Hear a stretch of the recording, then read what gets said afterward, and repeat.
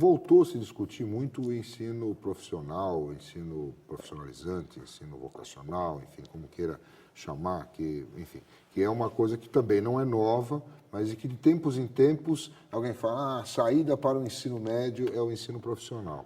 Você acredita nisso também? Não.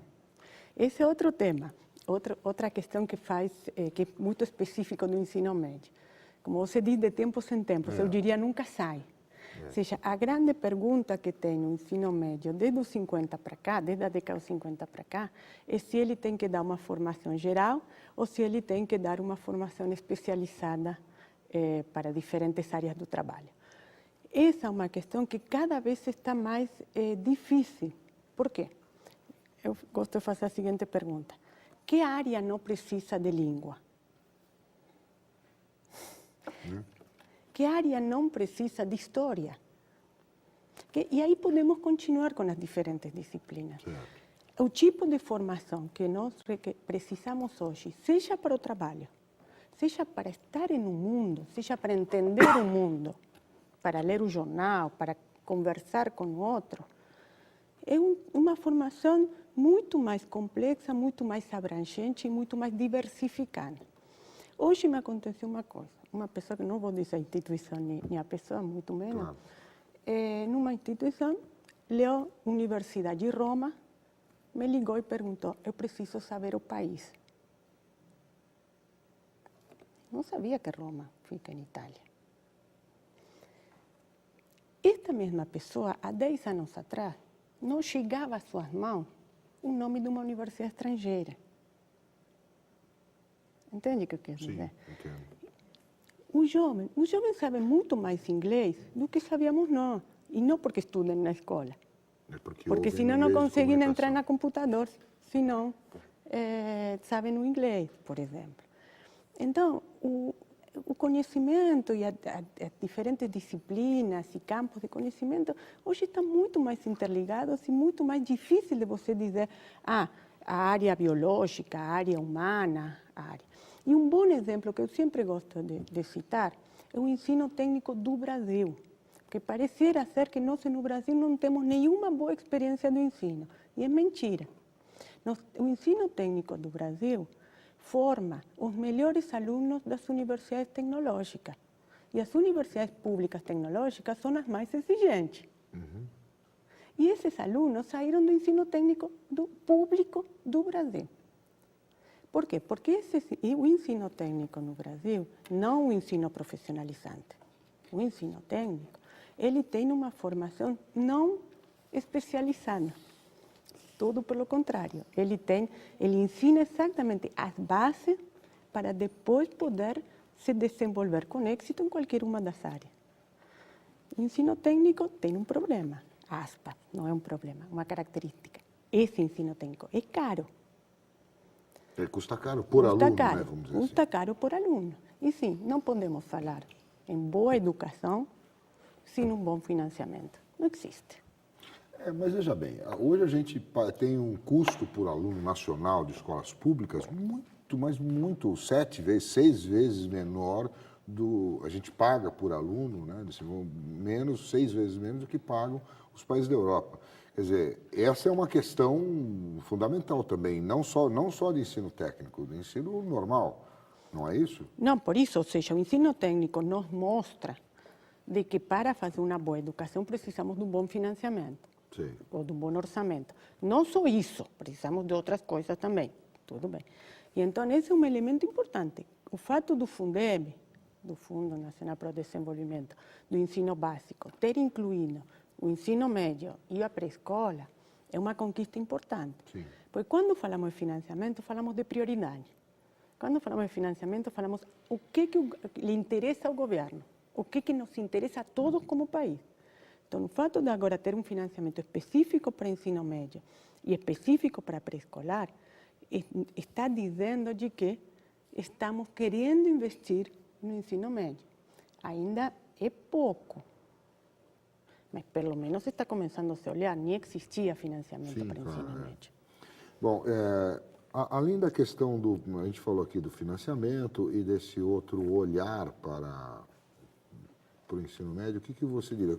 Que sugestões você teria? Por exemplo, fala-se também em ensino médio integrado, ensino médio voltado, a parte do pessoal faz o ensino profissionalizante, aí o menino fica ali, tem o ensino médio, já vira profissional, e outra parte se forma para ir para a universidade, como ocorre em outros países. Como é que você vê essas possibilidades de ensino médio no Brasil? Bom, eu pessoalmente considero que o direito de continuar estudando é um direito que nós não podemos Tirar de ninguém. tirar de ninguém. Tá certo. Ou seja, essa velha discussão do ensino médio terminal e o ensino profissionalizante terminal, o ensino médio que te permite entrar na universidade, é uma discussão, para mim, não somente passada, como uma discussão antidemocrática. Sim. Você está tirando o direito a alguém de estudar. O que não quer dizer que nós não tenhamos a obrigação de que o ensino médio ofereça alguma coisa em si mesmo. Sim. São duas coisas distintas. Eu, pessoalmente, sou a favor de que o ensino médio ofereça uma aprendizagem, uma titulação que permita ao jovem, se ele quiser, parar por aí. Ou seguir outro tipo de caminho. Entendi. Seguir outro tipo de caminho. Mas são duas coisas muito, muito diferentes. Acontece que hoje o mercado de trabalho cada vez pede maior titulação. Pois é. Então, também não adianta muito. O ensino médio pode oferecer uma titulação que lhe permita ou que diga respeito a uma aprendizagem específica, mas o mercado de trabalho vai dizer, não, mas eu quero universidade, eu quero mestrado, eu quero doutorado.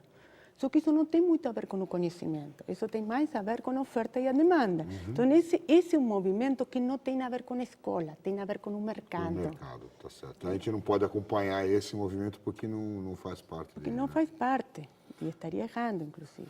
Professor, eu digo uma coisa, é importante a gente dar atenção, a gente está falando aqui, passou uma semana inteira falando desses resultados do IDEB, quer dizer, o IDEB é um índice que mostra que a gente está evoluindo ao longo do tempo, é um índice importante. A senhora acha importante dar atenção a esses indicadores? Porque até algum tempo não se falava disso. Isso foi uma evolução, termos esses indicadores, tanto os internacionais como o PISA, quanto esses nacionais aqui brasileiros, como o IDEB?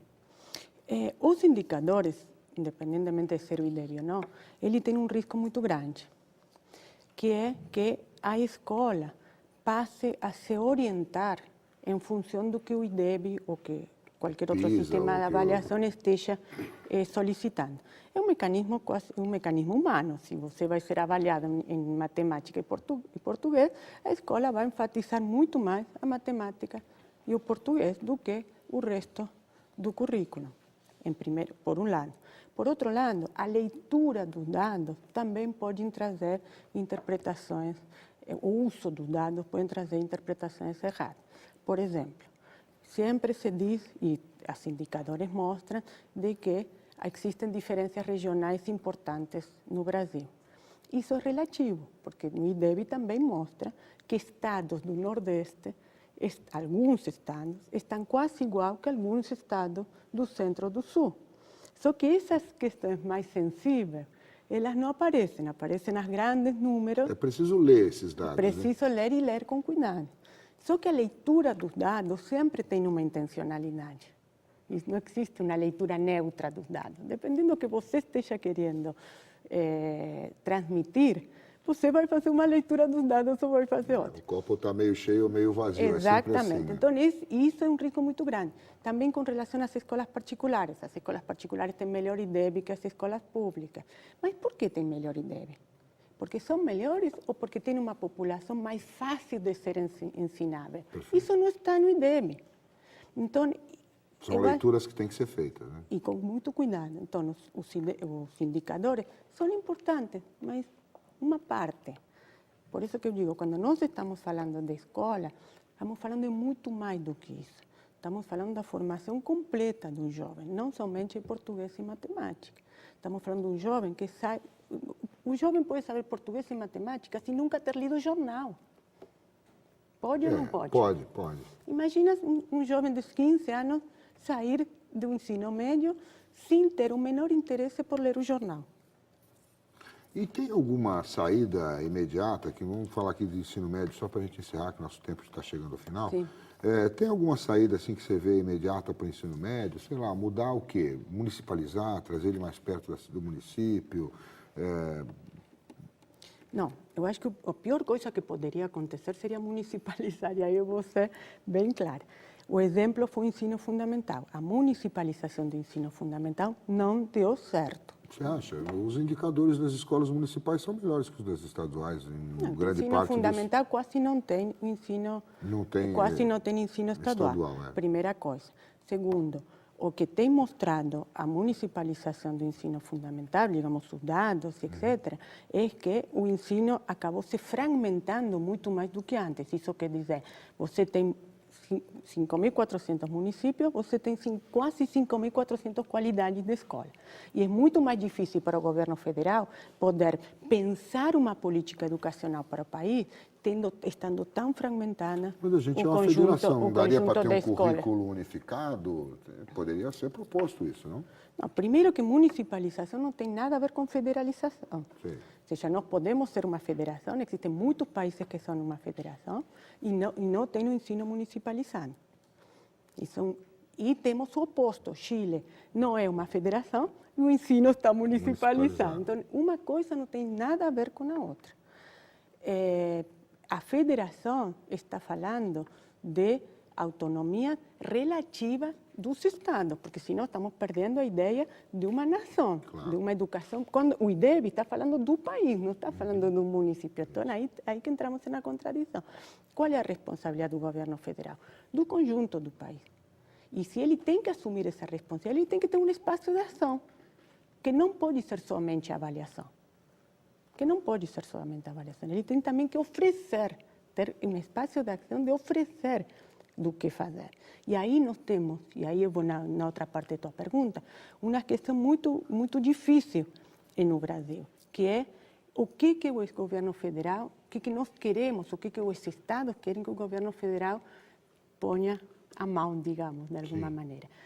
Por exemplo, há pouco tempo atrás surgiu uma proposta que foi de lei para o Congresso para que existam condições de trabalho unificadas para o conjunto do país, dos professores. E que tinha dois elementos fundamentais para melhorar a qualidade do ensino. Uma, que os professores trabalhem em uma escola só. Certo. O famoso professor táxi, no ensino médio, não dá certo. Ele precisa se comunicar, precisa conhecer os alunos, desculpa. Precisa conhecer os alunos. O professor táxi tem um conjunto, aí uma massa de alunos, você não sabe quem são. O jovem precisa ser olhado individualmente. Qualquer um que tem contato com jovens sabe disso. Só que alguns estados falaram, não, isso é caro, nós não queremos fazer isso. Sim. Então, aí está o problema. Realmente, o país inteiro queremos que a qualidade da educação melhore e muito, ou queremos uma melhora mais ou menos para que estes indicadores não sejam uma vergonha do país. São duas coisas bem diferentes. Outro elemento importante dessa lei é a quantidade de horas que se pagariam para o professor ter uma relação individualizada com o aluno, poder preparar aulas, etc, etc. Também, e se formar, e estudar, e ter uma formação continuada. Isso também criou teve um estado que falou tudo bem, então eu vou incluir o intervalo como horas de trabalho. Então, existem possibilidades pequenas, digamos, de mudanças até a gente conseguir encontrar uma maneira distinta de escola. Mas essas requerem turmas pequenas, requerem um professor dentro da escola, requerem levar o cinema, diferentes tecnologias, as novidades, trazer o mundo para dentro da escola. Eu sempre para digo... Para que o aluno se sinta à vontade lá. E que o aluno se sinta dentro do mundo e não fora do mundo. Tá certo, professor. Obrigado pela sua presença mais uma vez aqui na Univesp TV.